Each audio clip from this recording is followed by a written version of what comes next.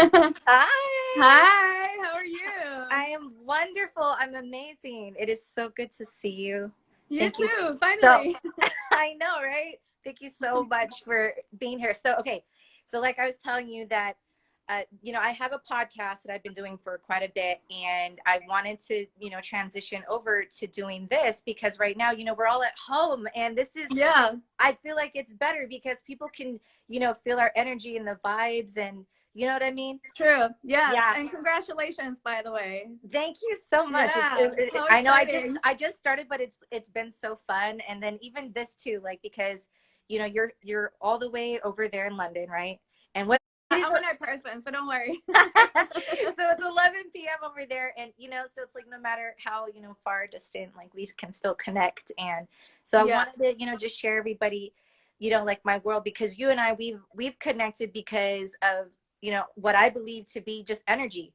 And when right. you put out really positive energy, it doesn't Yeah, matter how far the people may be from you, but you're going to still attract, because like attracts like. And right. that's something that I know that you and I have connected on. And so I'm excited to learn a little bit more about you, because I know that you have been singing and you've been recording for a long time. You did live out here in California for a Mm-hmm. bit. So Yeah. so tell me, how did, your journey start in terms of music? What kind of, where'd your inspiration? How did you start with that? Um, it started very early for me. So it's kind of funny because my first lyrics I ever wrote were in English, Uh, and English is actually my fourth language. wow. So I started writing at the age of between like 9 and 10, and then I started studying English when I was like 12, 11 or 12. But I had learned so much from like just studying like, you know, TV shows, movies, like other singers, especially like Mariah Carey, Whitney Houston, Alicia Keys, Christina Aguilera. Like I would just sing their songs and then write them down on paper. And if there were words I didn't know, I would look them up in like an English dictionary. That's amazing. Okay, wait. so, You said four. What are the other four languages that you know how to speak? so I'm born in Or three? Sweden, Okay. so Swedish. My parents are Finnish and Persian, so Finnish and Persian because of them. Oh my gosh, wow. And all of those are very super different, right? So I know Yeah, that they very, say yeah. like, some languages have like different, I mean, similar, sounds and whatnot, but those are all very different. And even right now, Yeah. speaking English, like, you are all of the vowel sounds. Remember, I was saying that's like when I wanted to know the vowel sounds for your name Yeah. correctly. Yeah, Yeah, it's funny because I'm like, you know what? It doesn't matter anymore because so many people pronounce my name differently. And then they just end up giving me a nickname anyway. I'm like, just do your thing. Say however you feel like you want to say it. That's awesome. Okay, so I know that with the music industry, it's changed over like the years. I mean, even presently now, but even prior to. So, because I used to work for iHeartRadio, used to be Clear Channel, so it's iHeartRadio, and what Yeah. my experience was back then with music is totally different than how it is right now. Mhm. And in terms of like artists and trying to emerge and trying to get signed and do all that, it's definitely a journey. It's definitely a challenge. So, what would be for you a memorable time that made you almost think that you were going to quit? Did you ever come to that kind of like feeling, that point where it's like, this is too hard? Yeah. I mean, many times, honestly, because it is a very, very hard business to like to do a lot, and also I think it has a lot to do with like there's so many different personalities, and everyone has their reason to why they're there. Right. So they can't always be there for you, even though that's what you would like, in a perfect world. But everyone has their agendas, and then there are a lot of people who come into the business for other reasons than anything positive or trying to get ahead or become successful. They just kind of see opportunities to take advantage of people. So there are a lot of like moments where you're like where you realize that it's not about the art and the music and your talent always. Sometimes there are other things that play into the whole like scheme or whatever you want to call Mhm. it. So the funny thing is that whenever I've gone through my hardest times in life, I feel like those were the times that pushed me into wanting this more. Wow. So like I've had like a few experiences where I was like, I almost lost my life, or I lost my freedom, you know, I lost everything that I had. But literally in those moments, I was like, this is what I want to do. I knew it more than ever. Right. Wow. So I don't know. I feel like whenever I wanted to quit was when I was exhausted. Like whenever there were times where I would work for 24 hours, sleep for 2, work for 24 hours again, and sleep for 2 hours. Like I think that kind of put me in a space where I was like, this isn't fun anymore, you know? It's your passion, but it kind of like, it, all of a sudden you feel like this is not what I love anymore. But then you realize it's not the music, it's the other parts that you kind of don't love about it. Wow. So, okay. So you said some huge stuff there. So you said, really, when it came down to almost losing your life, losing your freedom, and going through some really hard times, those were the times that more so like pushed you to want to keep going, to actually even push harder. And you know, there's that like cliche saying, you know, when your back is up against the wall, it shows what what you're made of. And you know, and like I know when you were talking, I was getting chills too. See, that's what I've said. I'm like, I know that, just, you know, in terms of like energy, no matter how far, you know, a person may be and you're not physically together, you know, you can't like deny that. And so it's like, when we go through those times, maybe they are those, you know, those nudges that, you know, the universe or God or whatever person believes in, it's for you. Because I truly believe that in life, whatever happens to you, it happens for you, not just to you.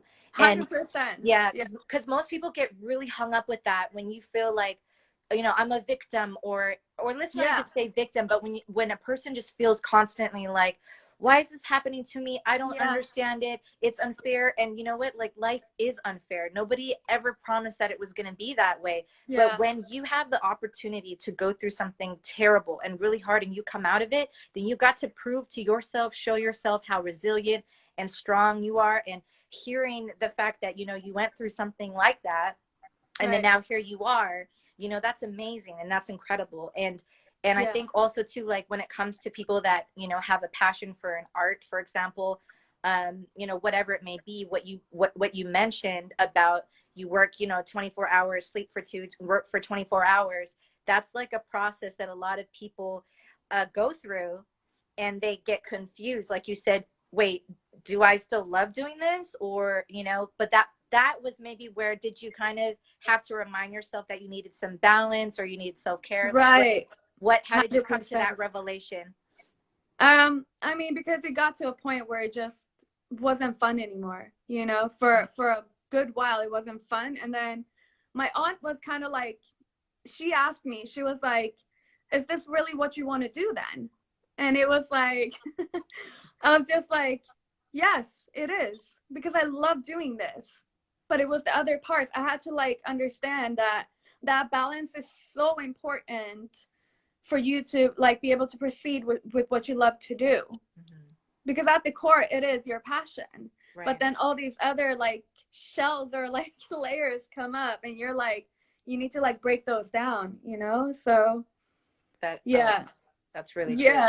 I love the part where you said when your back is against the wall, and like when you like almost lose your life, because it was somebody who said something really interesting, is that because when I almost lost my life, it really, really, I think that was the moment where it, like, I was like, if I don't do this now, I could have lost my life, not having done what I really wanted to do. And I thought already that I was a hard worker, which I am, but I thought I was doing the right thing already. But I wasn't. I was like, there's so much more that I have to give to, you know, propel forward. And somebody said, I can't remember who it was Tony Robbins or somebody like that, and he was like, once you realize your mortality or understand your mortality, that can like really push you forward a lot. And I feel like that happened to me in that moment. And I think maybe like also there was a little like shift. Remember when they were saying YOLO, or wait, no, you only live once. You only live once. But it was kind of like not fully getting the point, because what you're saying is you know, when we sort of really understand and comprehend that, you know what, like tomorrow isn't fully guaranteed, then Right. focus and really look at your life and assess it, and ask yourself, like, you know, am I presenting myself, am I showing up to the world as the best person that I can be? You know, am I Yeah. doing what I want to do? But not necessarily be like, okay, the world is ending tomorrow, let's go crazy, you know, like still have Right. fun. Yeah. Yeah. You can't be in a space or like a mindset of like of fear. Yes. That should be a space and a mindset of like um just like living your life the way you want it. So it's not like I'm gonna die, it's I'm gonna live more so. Absolutely, absolutely. That is beautiful. So, okay, now, you know, we talked about when, oh, well, you said multiple times you did feel like quitting, and you had, you know, life altering events that, you know, occurred that really more so actually shed light upon yourself for you to look at what you were doing, and Definitely, yeah. yeah, and push you forward even more so. So now, you know, presently in your life, you being in London, you used to be here in the US. Now let's just talk a little bit about that real quick. Yeah. Because I kind of want to like get a little, you know, background on, you know, what brought you to be, you know, all over. How, you know, when were you, you know, in the US? Um what's it now? About 7, 8 years ago now. Is several years ago. So what made me come there is I really wanted to do music, and one day I was like, you know what? I'm gonna find a school, a music school in LA, New York, or Miami. I decided for that. And I was really bad in school, but I, you know, I was really ambitious, but I hated school. It wasn't for me. I just work in a way different way than they did. Mm-hmm. I felt different, right? And like out of place. So I remember I was like, you know what? Fuck it, I'm gonna do this. And Mm-hmm. I was telling people about it. It was so funny. I was a waitress at a sports bar, and I was telling the other waitresses, I was like, this is what I'm gonna do. This is my plan. And I remember them laughing in my face, like, Wow. yeah, I right. was You're gonna gonna ask stay that. here I'm like like, the what rest of response? us. Uh-huh. Wow. Yeah. And I was like, okay. And it was so funny because I did go to a music college in LA, and that's what, you know, placed me in LA, because I got accepted to MI in Okay. Hollywood. Wow. And Okay. So this is like so huge because, like, so one of the things that I've been saying too about like me finally doing this, it took me a while, and I like needed to get ready because, you know, what in my head, I'm worried about this and that and all these reasons. And then yeah, here you are, you know, you're in a whole different country, other side of the world. You're telling people, hey, this is what I'm going to do. I'm going to completely leave this country, go all the way to the United States of America because I want to pursue music. And they yeah, laugh in your face. They literally laugh in your face. And you know what? literally, yeah, So many of us, we do, you know, we get the criticism, we may get laughed in the face, or sometimes some people don't even get that. They get encouragement, but it's still fear, like you said. Live, you know, people that live in a space of fear and they don't take that jump and that plunge. And then, you know, you went and did that. And, you know, like, so for the people that kind of are in that position, and let's say in their heart they really want to do something and they really don't have anybody that's going to push them, what made you be able to do that and make that jump? um, I don't know. I'm thinking it's a couple of things, maybe. Like, first of all, my parents are both immigrants, Uh-huh. and I feel like in a sense they kind of followed their dreams as well. Mm. And I think the fact that so many people didn't believe me and were kind of like, haha, you're going to be here like the rest of us, that kind of did also push me. So, like, positive or negative, I probably just like turned it around into something positive and something motivating, Yeah. rather than let it, you know, beat me down. Because the like the surroundings that I had growing up were basically, so in Sweden, there's an area where I grew up. It's like the hood of Stockholm. And it's like the no zone, like no go zone area. Like police don't even go there. It's a really bad area. So Wow. what I saw growing up was basically you would be successful if you married somebody from the hood, got an apartment, got a regular job, and had a couple of kids. That was success to me. Mm. That's all I saw. But something made me look broader, I guess. I don't know Right. when it happened or how it happened, but both me and my sister have it. That's the interesting part, Mm. because none of my parents, besides from them like immigrating, none of them were like, I don't know, like none of them were like higher thinkers, if I Right. put it that way. Like they didn't want more than what they already What they had. had. Mm-hmm. But I guess to them that was a lot. So Yeah. maybe I was inspired by them in some way, Yeah. because what they had where we were was a lot to them compared to what they had Right. before. And also So too, like those were different times. So, you know, it could have also been very much where they were pushing beyond, like you said, whatever the right, line was at that time. And then, I yeah, mean, and we can admit that right now, like in the era that we live in, when it comes to like dreams and visions, it's sort of like anything is possible. These are yeah, times where, like, you know, back then you couldn't, you were very limited, you know. I mean, and even just like when, you know, when we were growing up, like, and you work a, you know, 9 to 5 job, for example, you know, the highest that you could possibly believe that you could go would be, you know, like a supervisor management position and yeah, whatnot. But now we have a world full of, you know, entrepreneurial minded people that are like, right, no, I want to be a CEO. I don't, you know, I don't want to just, you know, climb up the ranks. I want to actually create something and own my own, and, you know, feel like I'm a boss or be a boss, right? right, So right. you must have had it, you know, in your blood, and they were pushing during their times, and then, you know, it carried on to you. Yeah, I mean, my mom somehow always gave me like, I don't know, like encouragement of doing what I want to do, not necessarily music, because she didn't get it in the beginning. She started getting it now, like the past year, because I've done certain things that, you know, that kind of show that I am serious and this is working. Mhm. Um, but yeah, definitely, I feel like today we have way more access to successful people, for example, like on Instagram, YouTube, online, anywhere. Like if we're looking for inspiration and motivation, we can just go to a video on YouTube, or we can go to somebody's Instagram page and be like, how are they doing it? Exactly. So yeah, I think that plays a big role in, like, you know, people having bigger dreams and visions nowadays, because we can see it. We can see that it's possible more than ever. Right. I think that you know, that's a really good point in terms of like being resourceful. Like when I've heard certain things to describe people, or you know, they said, you know, oh, you're really resourceful.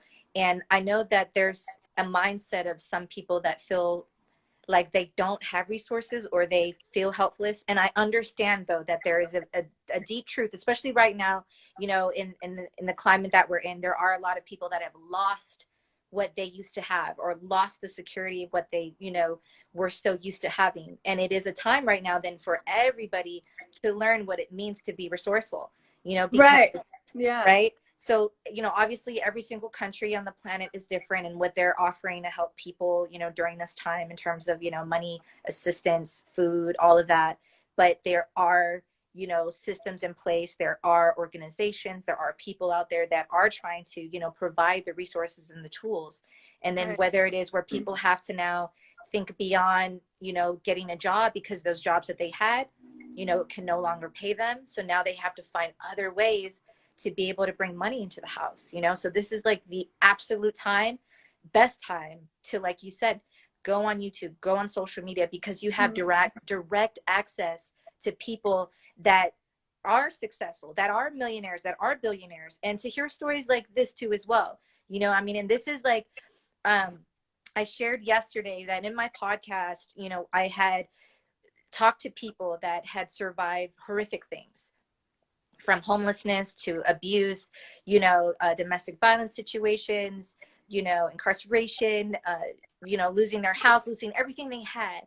But every Mhm. single one of them found a way to come out of it, you know, sitting across from me in a podcast studio talking about where they were in their life. And so this is like, you know, that time too as well, because no matter what, and no matter how hard it gets, we have the resources and the tools and the belief that we can get through it no matter what, you know. And I want to hear, Yeah. you know, from people like you that have already been through some really terrible things, you know. And it sounds like that, not just sounds like, it is because of, you know, your mindset and your ability to be resourceful that's helped you, you know, get to where you are now. So now, when it comes to like, I mean, you've already given a lot of like great nuggets to everybody. So Okay. when it comes to though, I think specifically for, you know, like creatives, I know that creative people have a hard time focusing, or being organized, I guess you could say, because, you know, they're always wanting to either write or, you know, or whatever it is that you do, you know, in terms of like your music creation process. So Hmm. how do you help yourself in being able to, you know, really kind of keep your music career together and your creative process? Um, I feel like I learned to be productive. Um, well, let me think. Well, first of all, my manager had to help me a lot with that. So he kind of put me in line with like, okay, this is what you do now, this is what you do next. So he kind of helped me with that because I'm very scattered. I can be Hmm. like, oh my God, I can do this and I'm gonna do this and this. And like then, Yeah. you know, it doesn't work that way. But people kind of ask me sometimes, it's funny because people ask me like, why aren't you in the studio all the time? And I'm like, because I don't need to.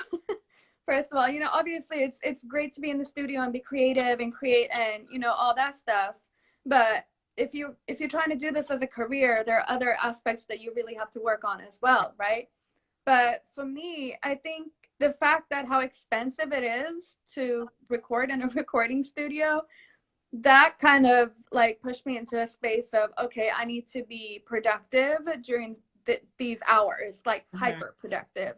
And I think that helped me a lot with like just being super productive in, for example, in my waking hours, like whenever I'm up, because people often ask me as well, like, don't you ever sleep? And I'm like, I do, but I'm just really productive when I'm up.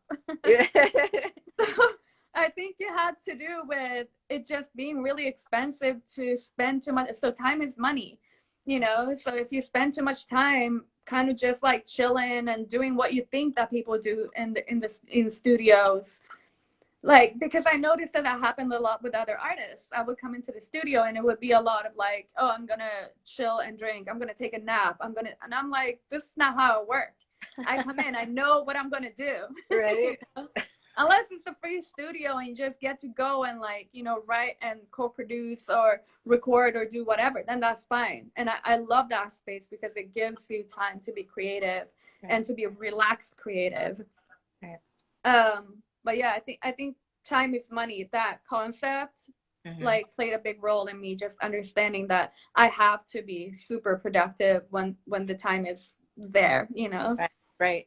And I think, I mean, and that what makes you, you know, a great artist to work with. I mean, because you know, I do know managers, and on the business side of the industry, like that is a story that I've heard way too many times when it's really Yeah. difficult dealing with artists, but also actors, you know. So since my son's an actor and we've been in Yeah. situations where, you know, like some parents can really ruin their kids' careers, or the actors that themselves can ruin their careers by not understanding the concept of time being, you know, money in the Yeah. industry, you know. And so it sounds like then for you, you do have this concept and awareness at least of, you know, the business side. So when it came to like learning about the business side, is this something that you learned from, you know, just your experience, or did you actually actively try to learn more and understand more? What was that for you?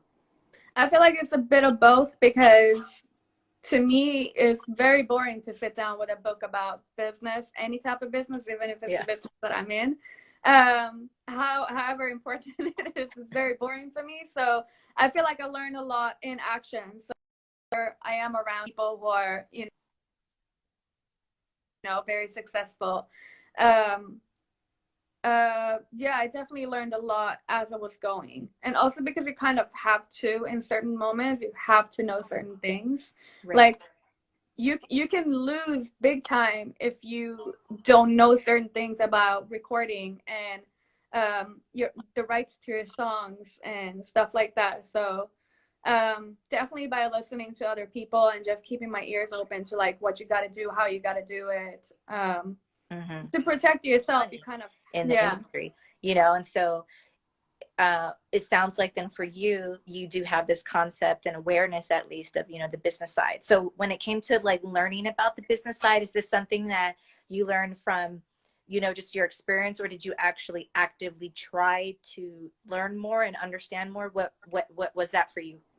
I feel like it's a bit of both, because to me it's very boring to sit down with a book about business, any type of business, even if it's the Yeah. business that I'm in.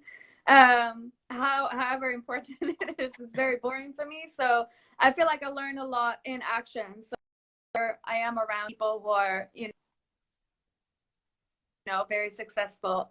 Um, yeah, I definitely learned a lot as I was going, and also because you kind of have to, in certain moments, you have to know certain things. Right. Like you can lose big time if you don't know certain things about recording and the rights to your songs and stuff like that. So definitely by listening to other people and just keeping my ears open to like what you got to do, how you got to do it, to protect yourself, you kind of have to, Yeah, there's a lot of stories that I, especially, okay, that whole game of like the credits and the rights, the writer credits, the producer, all that stuff is like really confusing to me. And I've had people explain it to me a lot, you know, and it can get very complicated, especially when you're in a room with people and you're all writing a song and it's there. like, okay, who's gonna get this percentage and whose name's gonna go on that part, and you do need to know, you know, Yeah, because some of the songwriter, you know, friends that I have, they got, you know, like cut out of certain songs because they didn't know any better, you know? yeah, yeah. I was actually in the studio with a very, very, like, one of the top songwriters in the industry, and he explained a really important thing to me that I had no idea of. So he said a lot of people get credit on a song that they didn't write only for the fact that they were just in the studio with him. And he's been sued a lot of times because of that. Because he's like, you didn't write this, I wrote it. Like, it's big songs. It's like hit songs, the top hit songs that he's written. And people would claim that they were, just because of the fact that they were there, they're like, yeah, I was there to write the song. I inspired this part. I did that part. And he's actually been sued so many times, and he had to like fight them in court for that little thing that he just brought a friend to the studio, or somebody's friend. Wow. Yeah. Well, I mean, and so, you know, would you say then your advice to, you know, people come like kind of coming in and having like no clue about the industry at all, or even the writing process, would you say that, you know, that's something that they need to understand and they need to learn about before they even step into a situation like that? Yeah, especially if you do it with, people who are kind of further ahead in their career. Yeah. Um, Definitely, like, be on your guard a bit when it comes to that, because no matter how nice they are personally in business, they might be very savage, and that might be the reason to why they're so far ahead as well. That's a good point. So But okay, so also, how do you deal with that? Like, so knowing, you know, because I know what it's like too, you know, there are a lot of savage people, you know, in the entertainment industry, just period. So being like a, you know, a bright light and a good person, and we have good intentions all the time, you know, how do you deal with that? How do you still stay true to who you are and your light, you know, when you know that you may have to come across or deal with people that, you know, are not like that? Um, again, I feel like my manager has kind of kept me in line with that, because he knows how I am. He knows that I can be very like, oh, like everybody's so nice and everything's so good. So he's kind of had to be like my guide when it comes to that, because I definitely do need it. But I don't know. I'm trying to think if I've had those recently. I feel like because I've been around it so much, I kind of recognize it early on. Hmm. My iPhone wants to update for some reason right now. Um, I feel like I recognize these things quite early, and also because one really important thing is that the further ahead you get, the more you realize that you don't need all these people. Mm. Like you don't need, like, there's, I feel like a lot of art, especially me, like in the beginning when I first started, I was like, oh, I need these people. Like, I need them to know me. I need them to help me. I need them to, whatever. But I realized that the more I did on my own, the more I realized I'm like, I don't need them. And it's the same with, record labels. It's like they Right. want you when once your numbers are up. I'm like, why would I want you when my numbers are up? Because that means I have a good team already in place. That, oh my gosh, that's really powerful. That's so true. Because that mentality right there, I think also goes across the board for a lot of things. And I can probably assume that even in your personal life, that you kind of take that same approach.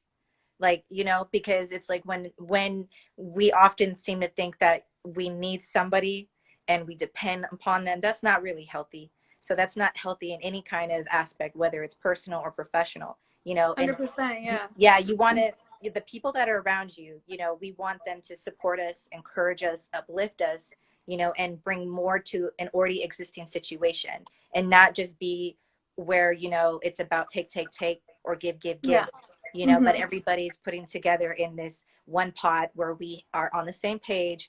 And, let's all eat together. We all want to Yeah. uplift. We all want to, Yeah. and so I love that, and it sounds like too that you have a great manager. And I know that is a really hard thing for a lot of people to find the right combination of who's going to be on their team. So how did that situation come about? Um, so I think for me, the most important part that he said to me, it literally made me want to cry, because he was the first person in the industry who understood my vision, who understood what I wanted to do. Not only that, he understood who I really was, because at the time I was kind of presenting myself incorrectly to everyone else. So like, it was like the real me wasn't coming across in the right way. So people would often misunderstand me and who I am. And so at the time, I had released a project which was pop and EDM. Mm-hmm. After that, I signed with a label who wanted me to go fully R&B. And around that time, I was still with the label when I met my manager, and I was like, I want to do all genres that I can master, like anything that I like. I want to do that. I don't want to go into like pop EDM pocket or like only R&B. I don't want to like restrict myself in that way. I want to create the music that I like.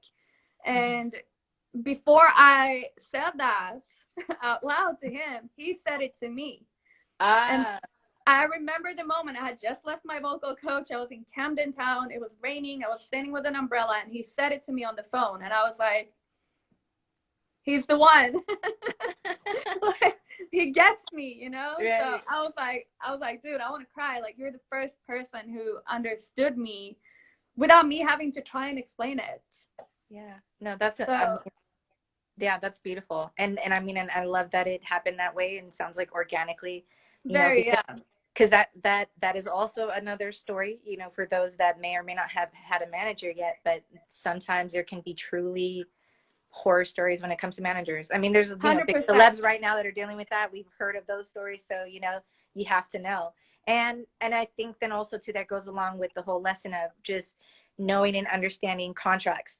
And before you sign anything, you need to read it. You need to understand what you're signing, because you may be signing away your whole career, your future monies, your future creation. Some of those contracts will even say, like, even if you leave that particular company or label or management, they may still get a portion of whatever it is you make or do moving forward. So always check your paperwork. Yeah. 100%. And I totally agree with that. And I agree with having a contract in place. I think it's very important, and knowing what is in that contract. But also there are people, because I've had this experience before I met him. I had a different manager, and there are people who will give you a contract which looks great. You'll sign it, you guys start working, but they still won't hold their end of the contract, and they might still get you on certain things, and you can't do anything about it, because it would have to become a lawsuit or like something way bigger. You might be in a different country than them. So like, no matter if you have a contract or not, just make sure that the person you're dealing with is legit. Exactly. Of course. There's so many. There's so, like, I've had a few people, like, over the years, send me stuff and ask me, they're like, hey, does this sound right? Because there's random people from different record labels or companies, and they're like, oh, Sony wants to talk to me, or, Universal. And I'm like, okay, let's check into this, because they found you how, all of that stuff. And so, yeah, I mean, and it's hard. It's tough because people are preying upon, your dreams and your visions. But again, 100%. Yeah, and you get excited when they get in touch with you, because you're like, oh my God, I'm gonna make it. Yeah. But that goes back to the point about what you were saying when it comes to like validation that every individual seeks, that it's really important though for you to really validate yourself, because like you were saying, you realize, you're like, wait a minute, it's not so much about like focusing on, I think I have to have these people on my team because I need them to make me. It's not the people that make you. You are already you're already yourself, right? But the team is going to help lift you higher, give you knowledge maybe that you don't know, teach you, support you, encourage you, uplift you, right? So it does really go back to, that part about like working within yourself. And all entertainers, all people that have to be out there, we have to do like our inner self work. And we see it because a lot of artists that don't do it, it's a lot of pressure. It's a lot of, sleepless hours, and you can crash. And if you're just drinking and smoking and like getting to all those other things, then that's not going to give you, the long-term longevity that you need to survive. I understand them. I understand the people who turn to drugs and alcohol and all those things. I'm like, after doing this for so many years, I understand them. I get it, because it is hard and it is really taxing on your mental, your mentality or your mental. So yeah, I totally get them, but you have to be level-headed, and you have to like, because I had times where I was like, I get why they go crazy. Yeah. Okay. I've had my breakdown. So when those times happen, I don't know if you can, like, if it's, you can remember like a specific time or something like that, but so like, obviously we've shared a lot about, all the tools in your toolbox. But like specifically, when it came to those times when maybe you were looking at like, oh my gosh, it's just too much, then, what were the tools in your toolbox that helped you so then that you were able to, not turn to going insane or to other things? I think like after my biggest breakdown, I literally had a proper breakdown at one point. But that, again, like, these things happen to push you into just finding, things that, you would need in your toolbox, like you say. I think for me was just kind of getting back to myself, reading a lot of like stuff about law of attraction, for example, helped me a lot, just like how to be more grateful, how to write down, your list with things that you're grateful for every day, because that puts you in a different frequency.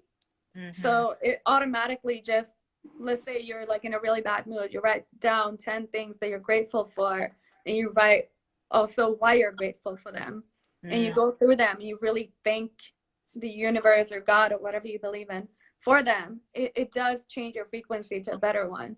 But I mean, I worked a lot with like essential oils and just natural herbs and stuff like that, just to like calm me down so that, I could be a bit more clear-minded, because I had days that I couldn't get out of bed, and I needed something to like get me out of bed, because my work was still really important to me. Right. The same day of my breakdown, I went and wrote one of my songs called Promise You Got Me. So I think, again, like when really bad things happen to you, when you're like in your worst space in your life, I feel like, again, that puts you in a space where you're like, what do I love? What do I really love to do? I think also like trying to return to the creative part when you're in your worst state of mind, just like trying to return to like whatever you feel like is your creative thing that you love to do. For me, it's, drawing, recording, writing music. So whenever I'm recording at home, it's okay. This has like two parts to it. So first of all, I zone out. I get to a space where I'm so zoned out that nothing else matters. Like nothing matters, just your voice and whatever music you're working with. And it's not work, it's something you love to do, right?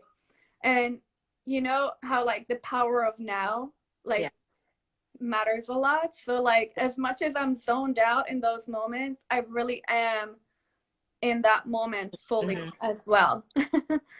So I think doing things that, you know, creative things, because I am a creative. So I love to sing, I love to write, I love to draw.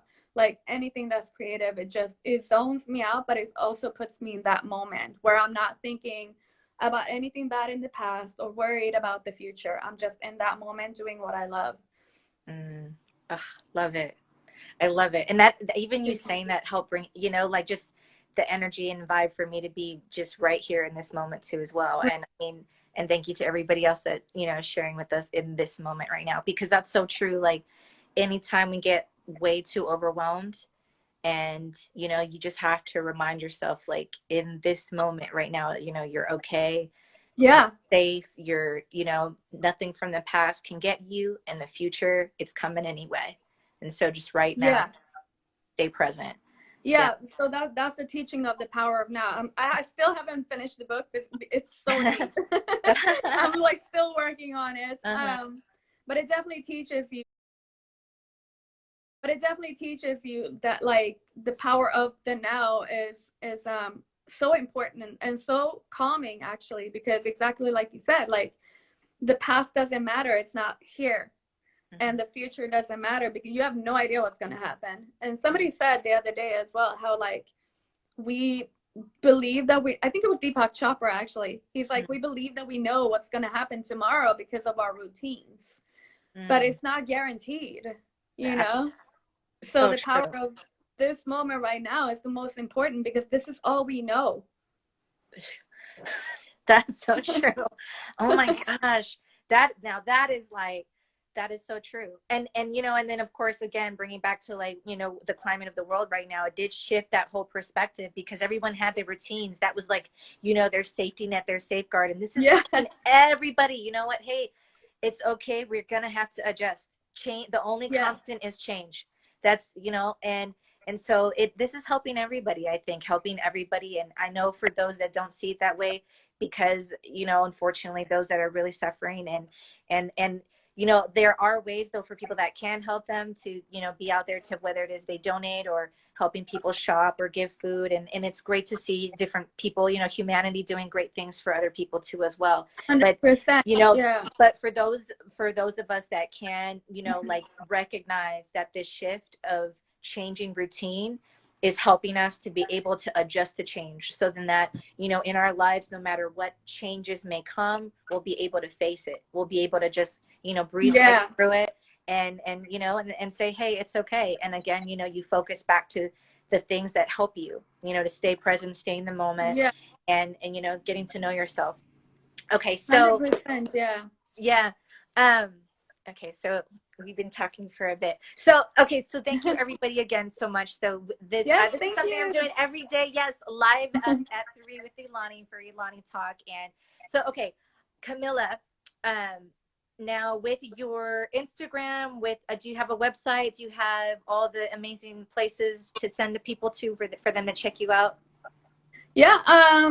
So Instagram, X Camilla K, is the same on Twitter, and YouTube is slash Camilla K. Mm-hmm. Um, or just go to my Instagram profile. Everything should be there. There should be a link to the music, Well, and yeah. I'm also going to be redistributing this on a few other platforms too as well. So, Okay, cool, we'll try to amazing. make sure that the different links. Oh my gosh, Yeah. Matthew's here from Canada. Bishop, Faith, Nicole. I saw all of you guys earlier when we were talking, but I didn't want to interrupt. But thank you so much, you guys, for being here.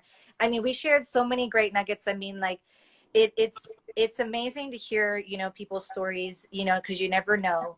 And anytime I hear of people that have had like near death experiences where they almost lost their life like you did, and times where like you said, you couldn't get out of bed, you wanted to quit, and you wanted to quit like on yourself, you wanted to quit something that you really loved, Yeah. and just saying that those are the times that it really pushed you actually to recognize what you really love, that helped you to see what was most important. You know, those are the moments in our lives that really define who we are, because it's how we chose to respond to it, and then what we did with it, and then moving forward. And then also just, you know, like focusing on the things that, you know, work for us. Like, you know, you tap back into your creative process and writing and drawing and singing, you know, and then also to reading.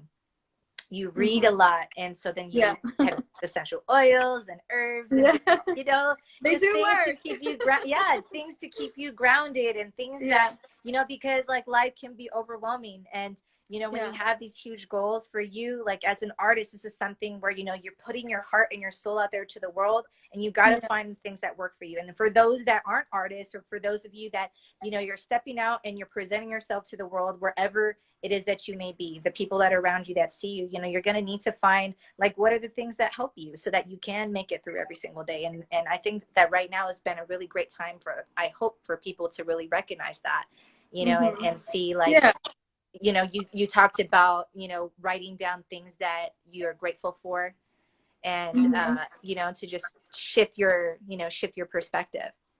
Just changing up your frequency from like a lower to a higher one. I think the most important part is knowing that no matter the situation, no matter how bad or hard it gets, just to trust yourself that you'll be okay, you know, that you can get through it. You trust yourself and your abilities to be able to get through it and push forward. I think that's a really important lesson that I learned. Yeah, absolutely.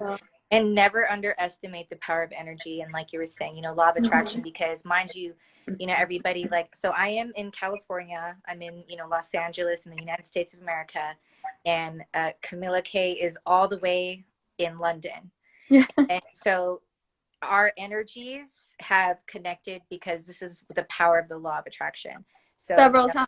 It's interesting. And it's, you know, been some time and over the years and whatnot, and so it's like really being able to connect like this. I do feel like I have known you forever, feel like you know, all of those things. So it, you know, and that's just the power, you know, power of energy. And so just know that, no matter what, like, you are not alone in that sense, you know, because once you are true and authentic to yourself and you know who you are, then you're gonna find your village, you know, and they could be like they could be somewhere else, in the whole other, you know, side of the world.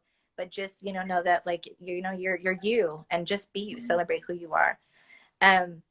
Okay, so I want to, if it gets too long, I don't know if it cuts us off, but okay. Thank you guys so much. And it was so wonderful to speak to you. And thank you so much for everything that you shared.